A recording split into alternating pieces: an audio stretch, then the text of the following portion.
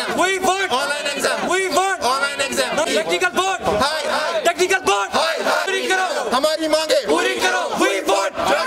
पूरी करो. We want. Justice. We want. Justice. We want. Justice. हमारी मांगे. पूरी करो. हमारी मांगे. अस्सलाम वालेकुम, मेरा नाम आबिद है। हम पॉलिटेक्निक स्टूडेंट से कश्मीर डिवीज़न के।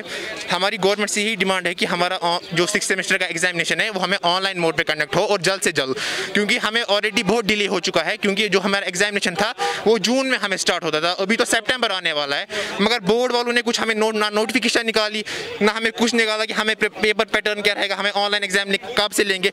और बोर्ड वाले सोच रहे हैं कि हम 6th सेमेस्टर वालों का निकालें ऑफलाइन एग्जाम। वो पॉसिबल नहीं, क्योंकि पैंडेमिक है।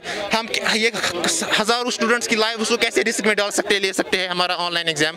तो हमारी डिमांड प्रिंसिपल सेक्रेटरी जो स्किल डेवलपमेंट डिपार्टमेंट की है डॉक्टर असगर हसन सामून से, हमें उनसे यही रिक्वेस्ट है कि आप काइंडली इसमें आप अपना ये कीजिए, ताउन दीजिए और हमारे इसमें जो हमारा इशू है इसको as soon as possible sort करें।